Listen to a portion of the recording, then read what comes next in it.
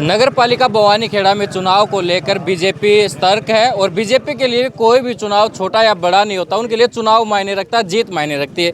इसी तरह से एक बार फिर से बैठक हुई है। हरियाणा के पूर्व वित्त मंत्री और कृषि मंत्री जेपी दलाल हमारे साथ हैं। सर, क्या कहेंगे? बीजेपी वैसे तो कोई चुनाव का मायने नहीं रखता, सिर्फ जीत मायने रखती है बीजेपी के लिए। तो क्या लगता है जो हरियाणा में नगर निगम, नगर परिषद और नगर पालिकाओं के चुनाव है, उसमें क्या कुछ रहने वाला है? देखिए, पूरे देश के अंदर लोगों को मोदी जी की गारंटी पे भरोसा है और अब जो हरियाणा में एक मौका मिला है कि ट्रिपल इंजन की सरकार बने। देश में मोदी जी का नेतृत्व है, यहाँ हमारे नायब जी का है, यहाँ अगर छोटी सरकार जो गांव की है जी। वो भी भाजपा की बने, इससे लोगों में बड़ा उत्साह है। आज कार्यकर्ताओं की मीटिंग ली है हमने और सब बड़े पूरे हौसले में है।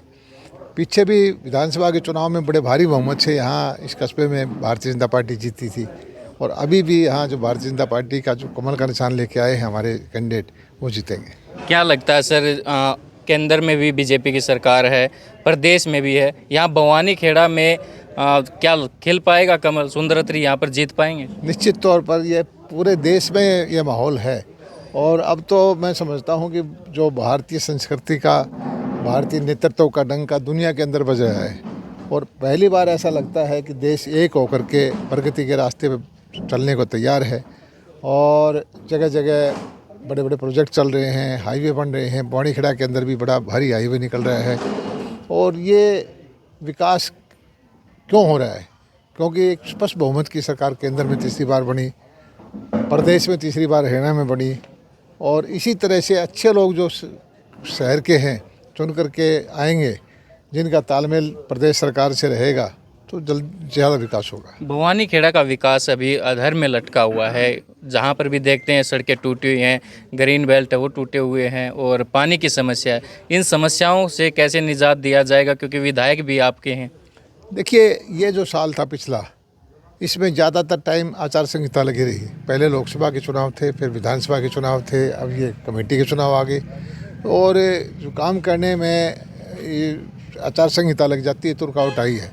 अब इस चुनाव के बाद किसी भी तरह की जो समस्या है, चाहे रोड की हो, सीवर की हो, नाली की हो, मंडी की हो, उसका समाधान निकलेगा। सर, कई जगह पर कहा जा रहा है कि बीजेपी जहां कमज़ोर थी वहां पर कमल का निशान नहीं दिया गया। हम भिवानी की बात करें तो लोहारू और शिवानी, जो आपका भी हल्का है। भिवानी और लोहारू के अंदर बीजेपी ज़्यादा मजबूत थी, 3/4 वोट उनको मिले हुए थे बीजेपी के पिछले चुनाव के अंदर भी। और सारे हमारे ही कार्यकर्ता ये इस बात पे तैयार हुए कि जी हमें मौका दे दो। अब कमल का निशान एक को दे सकता था, लेकिन अभी जो चार 5 जो लड़ रहे हैं वो सारे बीजेपी के पदाधिकारी हैं।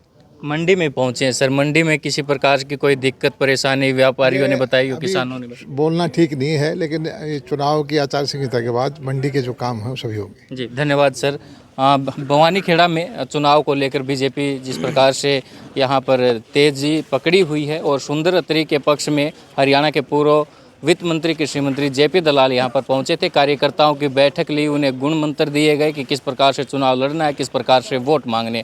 आपको क्या कुछ लगता है भवानीखेड़ा की नगर पालिका की राजनीति में? कमेंट में अपनी राय जरूर दें। धन्यवाद। हरियाणा के पूर्व कृषि मंत्री क्या कुछ रणनीति बनाकर गए हैं? महामंत्री हैं बीजेपी के हर्षमान जी, क्या कहेंगे किस प्रकार की रणनीति रहने वाली है इस चुनाव में? क्या, क्योंकि काफ़ी कम चुनाव का ये समय रह गया, 2 तारीख को चुनाव होना है।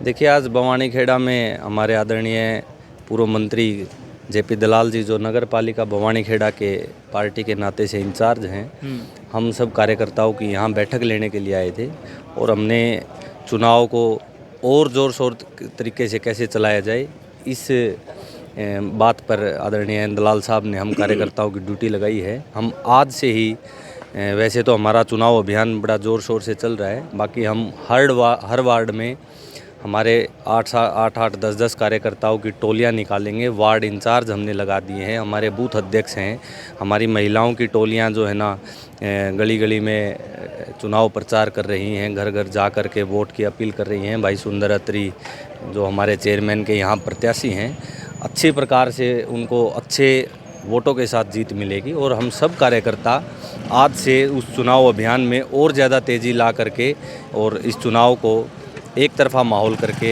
भाई सुंदर अत्री को जितवाने का काम करेंगे। मान जी छोटा सा चुनाव है और बड़े बड़े पूर्व मंत्री हो चाहे फिलहाल में मंत्री हो वो आने की यहाँ पर प्लानिंग हो रही है, मुख्यमंत्री तक का आने की प्लानिंग हो रही है। लगता है इस छोटे से चुनाव में इतना जोर लगाना चाहिए क्योंकि गाँव का चुनाव है? ये जोर की बात नहीं है अमन जी, भारतीय जनता पार्टी की यही सुंदरता है, इसमें बड़े से बड़ा नेता भी एक कार्यकर्ता के रूप में पार्टी के लिए वोट मांगने का काम करता है। और हमारे आदरणीय मुख्यमंत्री भी जहाँ तक हमें अब तक संदेशा मिला है 26 तारीख को यहाँ आने वाले हैं। बाकी उनका कार्यक्रम दलाल साहब आज कंफर्म करके बताएंगे। तो ऐसी कोई बात नहीं है, आप देखेंगे कैसा भी चुनाव हो, बड़े से बड़ा नेता भारतीय जनता पार्टी का छोटे से छोटे चुनाव में जा कर के पार्टी का प्रचार प्रसार करते हैं, क्योंकि हम सब भारतीय जनता पार्टी संगठन के कार्यकर्ता हैं, एक हम सदस्य के रूप में काम करते हैं। जी क्या लगता है अंकल जी, भवानी खेड़ा में क्या कुछ रहने वाला, क्या समीकरण बैठ रहे हैं यहाँ पर? भवानी खेड़े में सुंदर छोटा भाई है हमारा, अच्छे वोटों से जीतेगा।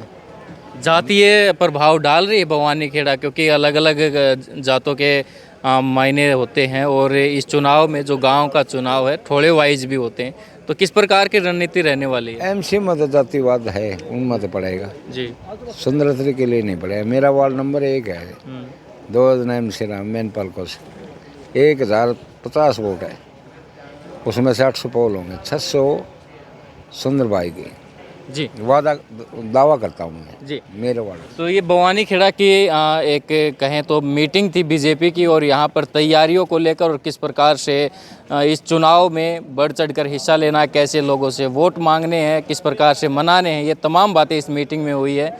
आप अपने कमेंट के माध्यम से ये बताएं कि भवानी खेड़ा में कौन सा कैंडिडेट आपको अच्छा लगता है और कौन सा जीतना चाहिए?